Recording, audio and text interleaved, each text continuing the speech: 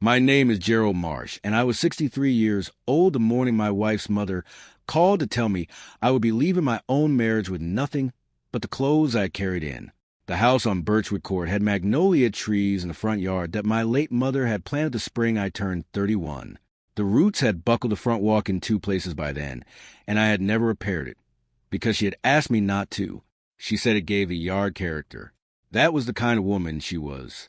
What Patricia's family did not know, what none of them had any reason to suspect, was that I had spent the previous 14 months making very quiet, very careful preparations.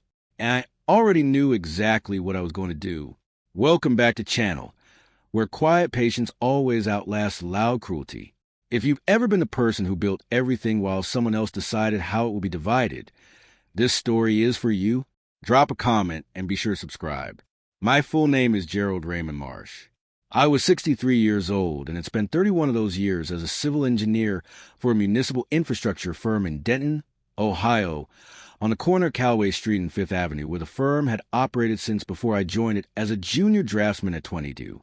I had worked my way up to senior project director by the time I was 40, and I had stayed in that role not because I lacked ambition, but because I was genuinely good at it, and because the work mattered to me in a way that promotions never had. My wife was Patricia Ann Marsh, née Holloway. We had been married for 27 years. We had no children together. Patricia had 2 daughters from a previous relationship, Cassandra and Meredith, who were adults by the time I came into the picture. I had helped raise them through their teenage years. I had paid for Cassandra's second year of college when her scholarship fell through in October of 1999. I had driven Meredith to physical therapy every Thursday morning for 9 months, following a car accident in the spring of 2004, waiting in the parking lot of Riverside Physical Rehabilitation on Elm Fork Road with a thermos of coffee and a newspaper I rarely finished. Patricia's mother was Dolores Holloway. Her father, Bernard, had passed in 2009.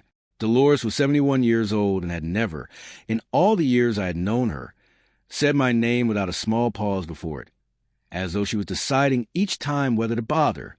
Her son, Patricia's older brother, was a man named Todd Holloway, who had worked in commercial real estate outside Columbus for 15 years and who had, from the very beginning, viewed my marriage to his sister as an arrangement that had been permitted rather than earned. Patricia and I had met at a colleague's dinner party in the spring of 1996. She was 34. I was 36. She had been separated from her first husband for 2 years and had come to the dinner with a woman named Celeste who worked in the same accounting office. The dining room had smelled of rosemary and something burning faintly in the oven, and the overhead light had been turned off in favor of 2 tall candles that made the whole table look like it was underwater. Patricia had laughed at something Celeste said, and the laugh was so genuine and so unguarded that I had not been able to look away from her for the rest of the evening. We married in June of 1997 in a small civil ceremony at the Denton County Courthouse. Dolores had not attended. She sent a card that arrived 3 days after the wedding and contained only a printed verse and her signature. The years that followed were not without difficulty, but they were mine, and they were good. I paid the mortgage on the house at 14 Birchwood Court for 22 years without missing a single payment. I paid for full renovation of the kitchen in 2008, new cabinetry, new appliances, new flooring, a project that took 14 weeks and cost just under $41,000, which I drew from a savings account I had been building since 2001. I maintained the roof, the furnace, the plumbing. When the backyard drainage failed in the wet spring of 2011, and the water came within 3 feet of the foundation, I hired the crew, supervised the excavation myself after work hours, and paid the final invoice of $9,200 on March 14 of that year. Patricia had worked part-time through most of our marriage, first at a florist on Callaway Street, and later at a dental office on the north side of Denton. She had stopped working entirely in 2015, when her back began giving her trouble. I had never asked her to return to work. That was not a complaint. It was a fact. There was an envelope in the top left drawer of the filing cabinet in my home office, a gray metal cabinet I had owned since before the marriage. The envelope was legal size, unsealed, and held a single document I had requested from my attorney, Robert Claiborne, on the afternoon of September 11th, 2 years prior. I had placed it in that drawer and had not opened it since. I knew what was in it. I had read it twice the evening it arrived and had not needed to read it again. My chest had gone still the evening I first understood what Patricia's family was planning. It had been a Sunday in late October, 2 years before the divorce filing. The kitchen light had been on, and the windows were dark, and Patricia had been on the phone with her mother for 40 minutes. I had been reading at the kitchen table. Something in the quality of the silence when she came back into the room told me something had shifted. Her voice was careful when she spoke. Too careful. "My mother wants to come and stay for a few weeks," she said. I looked up from the page. "When?" "She's thinking December."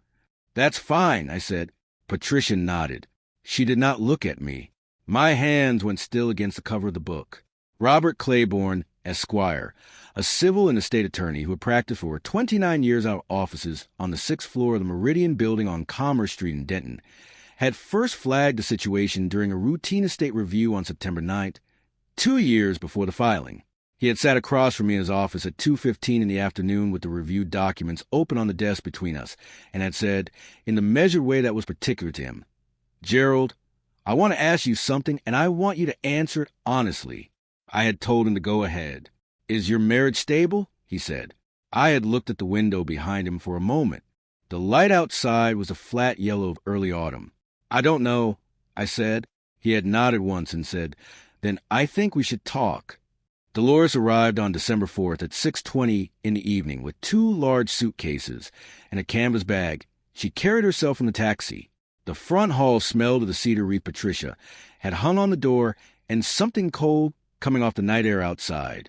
The porch light was on and the magnolias were bare.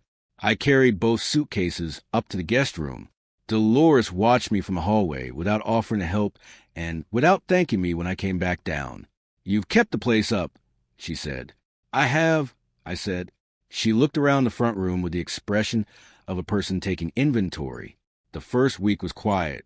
The second week was not. It began at dinner on a Wednesday. Patricia had made a chicken dish she had been making for years, and Todd had driven up from Columbus that afternoon without calling ahead, which was a thing he did. The dining room windows were fogged at the corners from the heat of the kitchen, and the overhead light made the table look smaller than it was.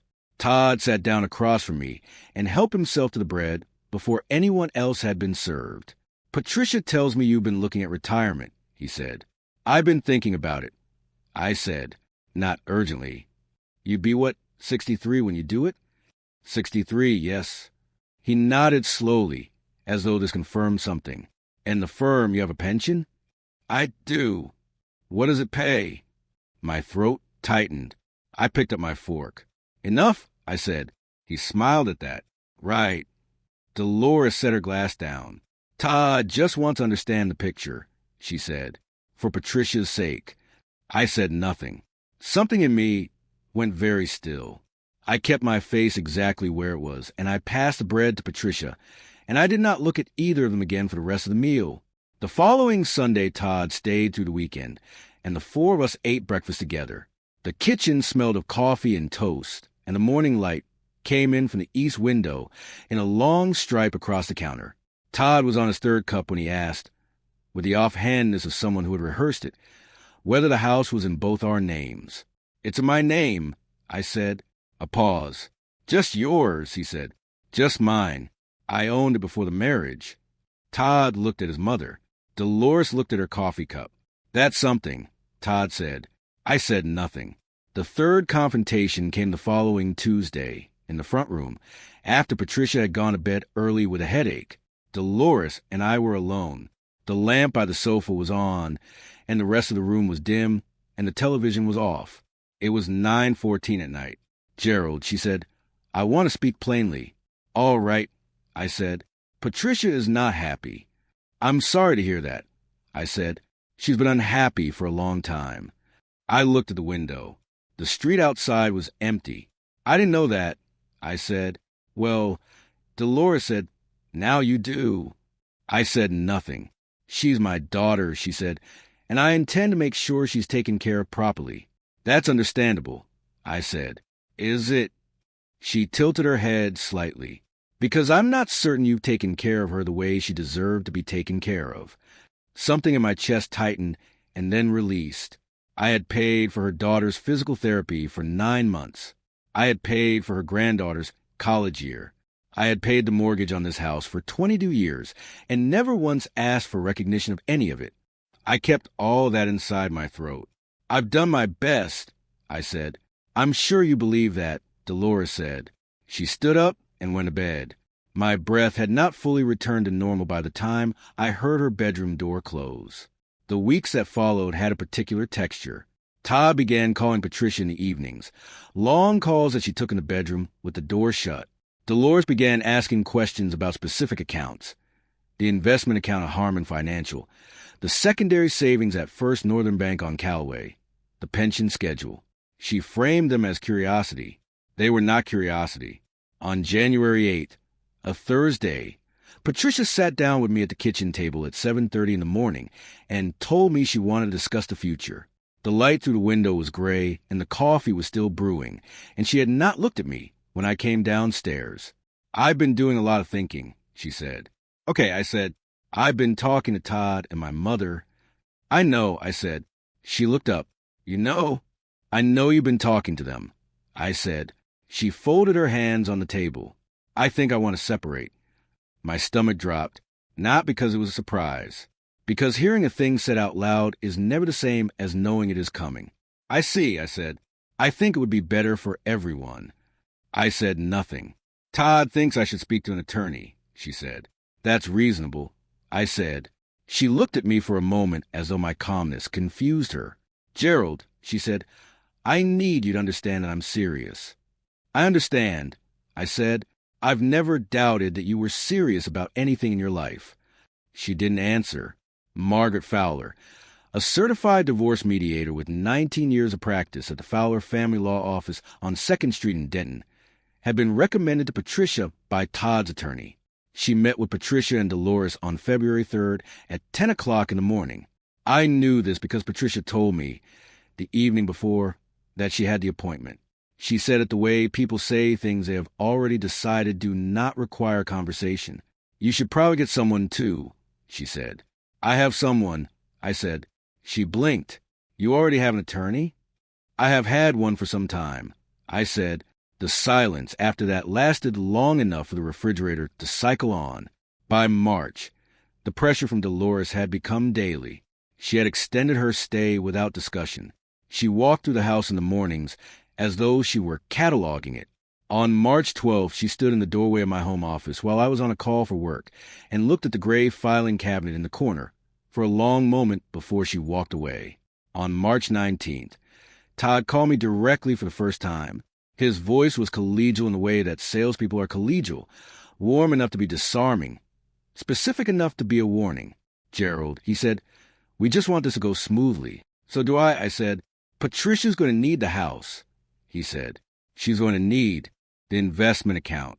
I think you understand that a man in your position with your pension is going to be fine." My hands went cold against the phone. "I'll speak with my attorney," I said. "Great," he said. "That's exactly the right thing to do." He said it like he was complimenting a child. I drove to Robert Claiborne's office at 4:45 that afternoon. The sky outside the Meridian building was the color of old pewter, and the traffic on Commerce Street was thin. Robert had the file open on his desk when I walked in. He looked up and nodded once. "How are we doing?" he said. "We are doing exactly as you predicted," I said. He nodded again. He did not look surprised. He never looked surprised. "Then we proceed," he said. It was a Saturday, April 2nd, and I was sitting at the kitchen table on Birchwood Court at 6:47 in the morning. Dolores was still asleep. Patricia had gone to stay with Cassandra 3 days earlier and had not said when she would return. The kitchen was very quiet. The coffee was hot, and the window above the sink showed the backyard in the early light.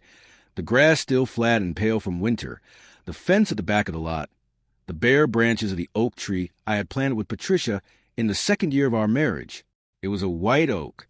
I had dug the hole myself on a Saturday in April, which meant it had been almost exactly 25 years. I sat with my coffee for a long time. I thought about the calls I had made 14 months earlier, after the conversation with Robert Claiborne in September of the prior year. I had not acted impulsively. I had not acted out of anger. I had acted out of the same professional instinct that had guided 31 years of infrastructure work. You identify the structural weakness before the load reaches it, not after. 14 months earlier, on the advice of Robert Claiborne and with the assistance of an asset structuring specialist named David Park, a certified financial planner who had practiced for over 22 years out of offices on the fourth floor of the Harmon Building on Fifth Avenue, I had quietly and entirely legally restructured the components of my financial life that were restructurable. The investment account at Harmon Financial, the one Dolores had asked about by name, had been transferred to a properly established revocable trust in my name alone. The secondary savings at First Northern had been redistributed. The particulars of the pension, which was not divisible under Ohio law given the date of its origination, had been documented thoroughly and specifically by Robert for exactly the purpose it was now going to serve. None of this was hidden. None of it was fraud. Every step had been reviewed, confirmed, and recorded by licensed professionals in the state of Ohio. If Patricia's attorney chose to challenge it, she would be challenging a structure that had been established 14 months prior, documented at every stage, and signed off by two independent parties. The envelope in the gray filing cabinet contained the trust certification. The full document bearing the seal of the notary public, Linda Greaves, who had witnessed my signature at Robert's office on October 14th, 14 months prior, at 3:30 in the afternoon. I had not told Patricia. I had not been required to. A revocable trust in one's own name, established prior to any legal proceedings, is not a marital secret. It is estate planning. It is precisely the kind of thing that every person of any means ought to have done, and that most people do not do because they believe the difficulty of the conversation can be postponed indefinitely. I finished my coffee. I set the cup in the sink and looked at the backyard again. The oak tree was going to be fine. It had good roots. I picked up the phone at 7:22 in the morning and called Robert Claiborne's mobile number. He answered on the second ring. "They're going to file," I said. "I know," he said. "I got a call from Reardon's office yesterday afternoon." Reardon was the attorney Patricia's family had retained, a man named Grant Reardon who had an office on the west side of Columbus and who, Robert had told me, was accustomed to uncontested cases. When I said, "He's planning to file the petition by the end of the month," Robert said. "He's going to request full disclosure of assets." "He'll get it," I said. A pause. "Yes," Robert said quietly. "He will."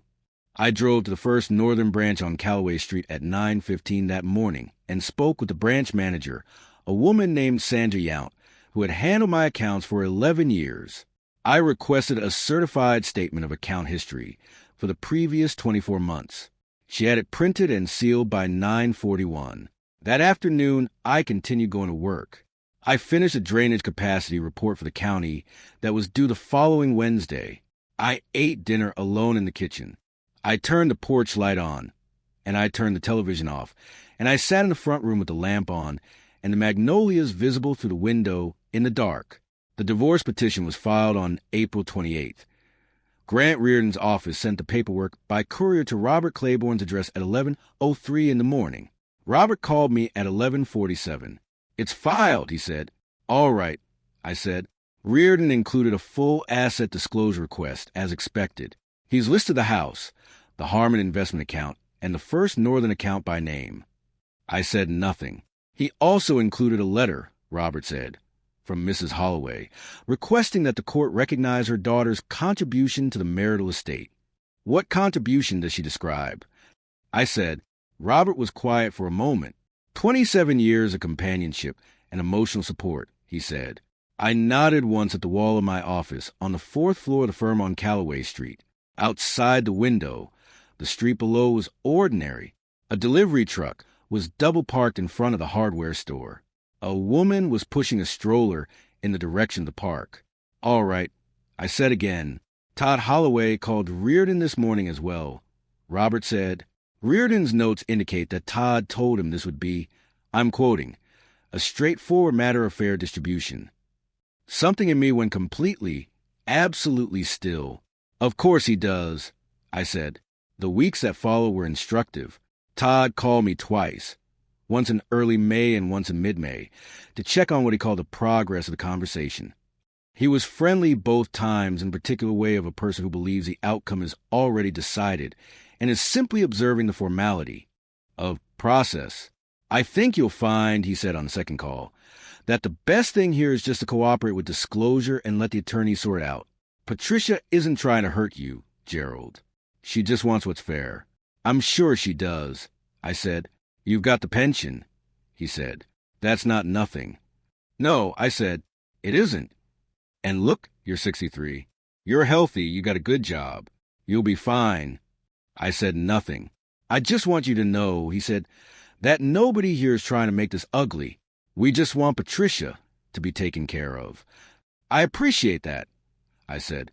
He paused. He had expected something else. So you're going to cooperate with the disclosure? He said. Completely, I said. He sounded almost disappointed when he said goodbye. Dolores called on May 22nd at 7:15 in the evening. The kitchen was warm and the window was open, and somewhere down the street a neighbor's dog was barking at something patient and invisible. Gerald, she said, I want you to know that I take no pleasure in this. I know, I said. Patricia deserves security, she said. She does, I said. And I think you know that the house is the centerpiece of any fair settlement. I understand that's the position, I said. Grant says the courts are fairly consistent in cases like this. 27 years is a long marriage. It is, I said. So you understand, she said. I understand the position completely, I said. She waited, I think, for me to argue, or to plead, or to offer something. When I did none of those things, she said goodbye and hung up. My eyes stung for a moment, not from the conversation, from something older than that. From 27 years of Decembers and Thanksgivings and Sunday mornings, and the way Dolores had never once, in all of them, said my name without the pause before it. From Cassandra's tuition check and Meredith's parking lot, and 9 months of Thursday mornings on Elm Fork Road. I sat with that for a long time.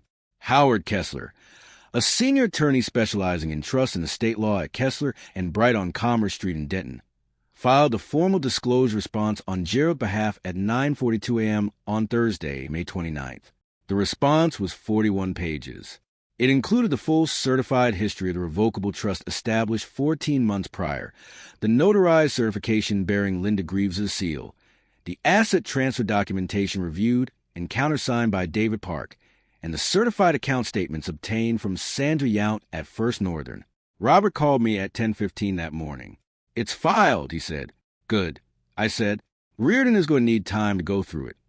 Robert said, I'd expect to hear something by early next week. I went back to the drainage capacity report. I ate lunch at my desk. At 3:40 in the afternoon, I drove to the County Water Authority for a site review. The sky was very blue and the afternoon was warm, and I rolled the window down on Callaway Street, and the air smelled of cut grass and something faintly chemical from the road resurfacing crew working 3 blocks north. I did not feel triumphant. That is the wrong word entirely for what I felt. Grant Reardon called Robert Claiborne on Tuesday, June 3rd, at 2:08 in the afternoon. Robert called me at 2:19. He's gone through the disclosure, Robert said. And I said, he wants a call. We arranged it for 3 p.m. The call was on speaker in Robert's office. The light to the windows of the Meridian building fell across the desk in one long stripe. I sat in the chair I always sat in across from Robert, with my hands folded in my lap and my coat still on. Reardon's voice was measured. It was the voice of a man adjusting. Mr. Marsh, he said, the trust documentation you provided raises some significant questions about the marital asset pool. I'm sure it does, I said. The investment account at Harmon Financial was transferred to the trust on October 14th, 14 months prior to the filing of the petition. That's correct, I said. And the First Northern account was restructured at the same time. Also correct. A pause. Mr. Marsh, he said, were you anticipating legal proceedings when you made these transfers? I was anticipating sound estate planning, I said, on the advice of my attorney of record, Robert Claiborne, whose involvement is fully documented in the disclosure. Robert said nothing. He had his hands folded on the desk, and he was looking at the wall. The house, Reardon said. The house, I said. The house at 14 Birchwood Court is in your name alone. It has been since I purchased it in 1989. I said, 8 years before the marriage. The silence on the line was different from the silences that had come before it. It had a specific weight. I said nothing. Mr. Marsh, Reardon said, and his voice had changed register slightly. I'll need to discuss these findings with my client. Of course, I said. This may affect the parameters of the settlement.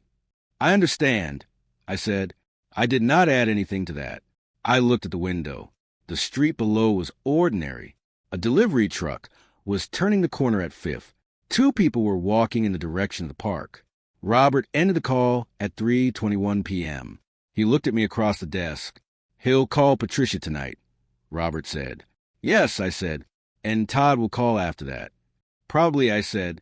Todd called at 7:45 that evening.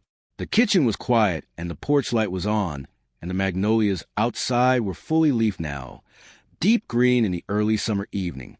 His voice when I answered was different, still controlled, but calibrated differently. The warmth was still present. The confidence was not. Gerald, he said, I think we need to have a direct conversation. We've been having direct conversations. I said. Reardon says there are some complications. I see, I said. The trust, the house. He paused. You had this in order. I've always had things in order, I said. That's my nature. His face, I imagine, had gone still. I could hear it in the particular quality of the pause.